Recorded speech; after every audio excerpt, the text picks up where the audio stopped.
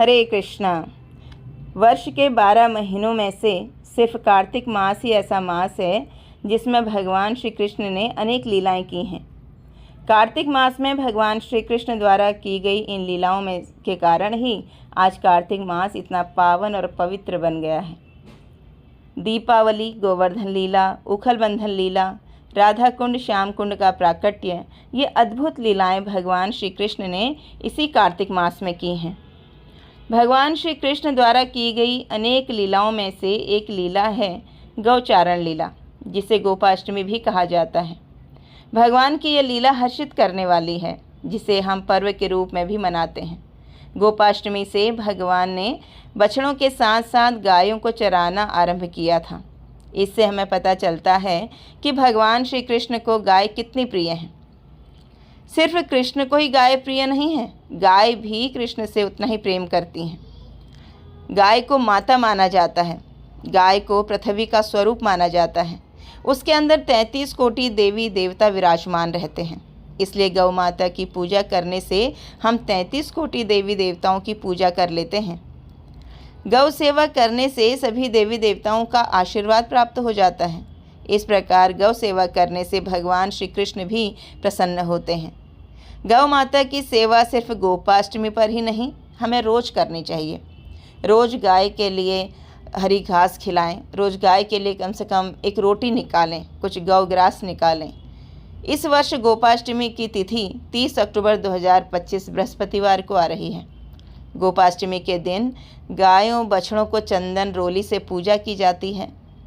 मेहंदी या चावल के आटे की थाप लगाई जाती है, फूल माला पहनाई जाती हैं, उनके सींगों को भी रंगा जाता है और फिर गौ माता की परिक्रमा की जाती है। जब भगवान श्री कृष्ण गायों और बछड़ों को चराने जाते थे, माता यशोदा श्री कृष्ण को जूते पहनने के लिए कहती थीं। तब कृष्ण कहते, पहले गायों को जूते पहनाओ, तब मैं पहनूंगा। अब नंद बाबा के 9 लाख गाय, एक गाय को 4 जूते चाहिए। गायों के लिए 9 लाख गायों के लिए 36 लाख जूते चाहिए।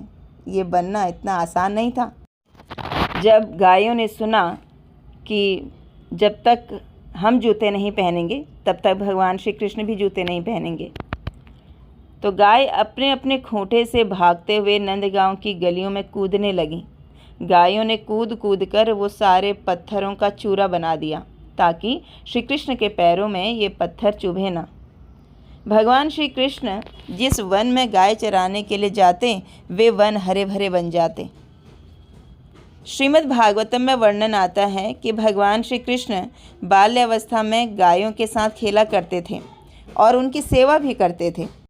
भगवान श्री कृष्ण को गाय और ब्राह्मणों का रक्षक कहा जाता है।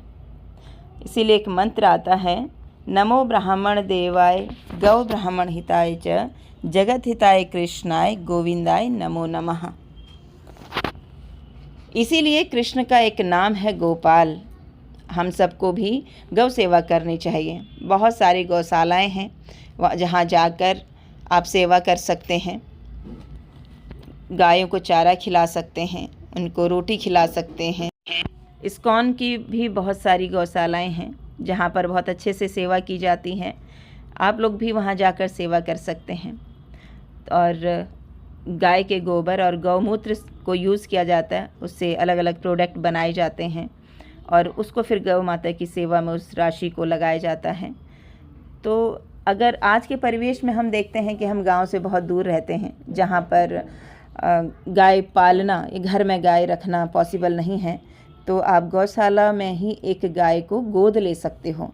आप पूरे साल का उसका जितना भी उसके चारे का, उसका भी भरण पोषण का जो भी लक्ष्मी होती है वो उनको देकर आप उस गाय को गोद ले सकते हो और आप वहाँ जा सकते हो उस गाय को देखने के लिए, उसको मिलने के लिए, या आप उसकी कुछ सेवा करना चाहते हो खुद से, तो वहाँ जाकर आप उस सेवा को कर सकते हैं। हरे कृष्णा।